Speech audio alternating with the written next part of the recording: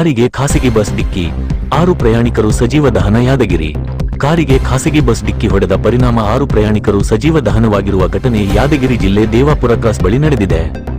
ಬೆಂಗಳೂರಿನಿಂದ ಕಲಬುರ್ಗಿಗೆ ಹೊರಟಿದ್ದ ಬಸ್ಗೆ ಕಾರು ಡಿಕ್ಕಿ ಹೊಡೆದಿದೆ. ಕಾರಿನ ಚಾಲಕ ಅಜಾಗರೂಕತೆಯಿಂದ ಈ ದುರ್ಘಟನೆ ನಡೆಸಿದ್ದು, ಕಾರು ಹಾಗೂ ಬಸ್ ಸಂಪೂರ್ಣ ಬೆಂಕಿಗಾಹುತಿಯಾಗಿದೆ. ಈ ಘಟನೆಯಲ್ಲಿ ಕಾರಿನಲ್ಲಿದ್ದ 6 ಜನ ಪ್ರಯಾಣಿಕರು ಸಂಪೂರ್ಣ ಸುಟ್ಟು ಕರಕಲಾಗಿದ್ದಾರೆ. ಮೃತಪಟ್ಟ ಪ್ರಯಾಣಿಕರ ಹೆಸರು ಕೃಷ್ಣ ನಾಯಕ್ 52, ಇವರ ಹೆಂಡತಿ ಅನಂತಕಲಾ 45, ಶರಣಪ್ಪ 36, ಇವರ ಹೆಂಡತಿ Nisarga 30, Siddhartha 3, son of Sharanappa and Shashikala 30, ಗಂಭೀರ ಗಾಯ ರಗ್ವಿಕಾ 5 ಮತ್ತು ಶ್ರೀನಿಧಿ 1 ವರ್ಷ 5 ತಿಂಗಳು. ಘಟನಾ ಸ್ಥಳಕ್ಕೆ ಪೊಲೀಸರು ಭೇಟಿ ನೀಡಿ ಪರಿಶೀಲನೆ ನಡೆಸಿದ್ದಾರೆ.